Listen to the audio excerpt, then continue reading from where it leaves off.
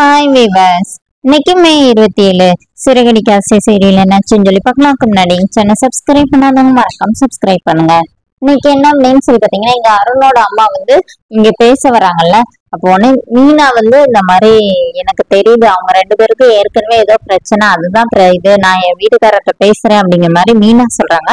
ஆனா மீனாவோட அம்மா ரொம்ப தெளிவா சொல்லிடுறாங்க, இல்ல இது செட் ஆகாது, எங்க மாப்பிள்ள வேற இடத்துல மாப்பிள்ள பாக்குறேன்னு சொல்லிட்டாரு, அதனால இந்த இடம் வேண்டவே வேண்டாம், அவருக்கு பிடிக்காதது எதையுமே நாங்க செய்ய மாட்டோம், எங்க வீட்டுக்கு அவர் தான் எல்லாமே, என் பொண்ணையும் அவர் தான் நல்லா பாத்துட்டு இருக்கிறாரு, இந்த இதே வேண்டாம், இந்த பேச்சை பத்தி பேசுறதா இனிமே வீட்டுக்கே வராதிங்க அப்படிங்கிற மாதிரி சொல்லி அவங்க அம்மா அனுப்பி விட்டுருந்தாங்க. இப்ப மீனா என்னம்மா இப்படி பேசிட்ட, வீட்டுக்கு வந்தவங்க கிட்ட இப்படியாமா பேசுறது அப்படின்னோடனே, இங்க பாரு மீனா, நீ என்ன வேணா சொல்லிக்கோ, ஆனா மாப்பிள்ளை எதிர்த்து எதுவுமே செய்ய மாட்டேன் அப்படிங்கிற மாதிரி அவங்க அம்மா சொல்லிட்டாங்க.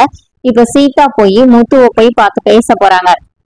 முத்து கிட்ட இந்த மாதிரி அவரும் உங்களை மாதிரி நல்லவர் தான் மாமா அப்படின்னு சொல்லிட்டு என்னெல்லாமோ சொல்லி கன்வின்ஸ் பண்ண ட்ரை பண்றாங்க. ஆனா முத்து ரொம்ப தெளிவா இல்லவே இல்லை, அவன் என்ன எப்படி பழி வாங்கணும்னு நினைச்சானோ அதே மாதிரி நாளைக்கு ஒன்னையும் பழி வாங்கணும்னு தான் நினைப்பான், இந்த கல்யாணம் நடக்காதுங்கிற மாதிரி முத்து சொல்லிடுறாரு.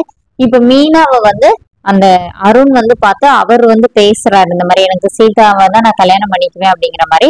ஆனா மீனா என்ன சொல்றாங்கன்னா, எனக்கு ஏற்கனவே இந்த மாதிரி லைசன்ஸ் விஷயத்துல நீங்க எப்படி நடந்துகிட்டீங்கன்னு எனக்கே தெரியும், மத்தபடி எனக்கு எதுவும் உங்க ரெண்டு பேருக்குள்ள பிரச்சனை எல்லாமே எனக்கு தெரியும், நான் எதுக்கும் பேசி பாக்குறேன் அப்படிங்கிற மாதிரி மீனா சொல்லிடுறாங்க.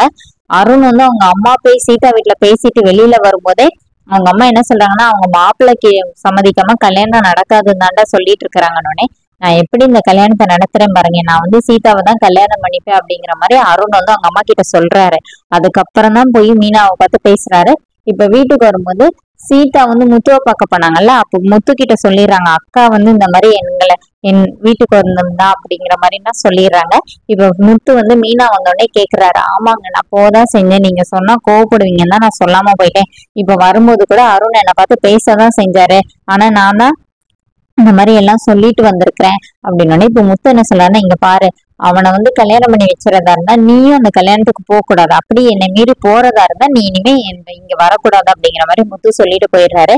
இங்க என்ன ஆகுதுன்னா, மனோஜ் குளிக்க போயிருக்கிறாரு. அப்ப உடனே ரோஹிணி உங்க அம்மாவை எதிர்த்துட்டு என்கிட்ட பேசவா மாட்டேன்னு சொல்றேன், இப்ப பாருன்னு சொல்லிட்டு மகேஷ்னு யாரோ ஒருத்தங்கிட்ட பேசுற மாதிரி, இந்த மாதிரி நாளைக்கு மீட் பண்ணலாமா அப்படிங்கிற மாதிரி பேசிட்டே இருக்கிறாங்க. யார் அந்த மகேஷ் அப்படிங்கிற மாதிரி அவர் மனோஜ் யோசிக்கிறாரு. அதோட என்னோட எபிசோட் ரன் பண்ணியிருக்காங்க. தேங்க்யூ.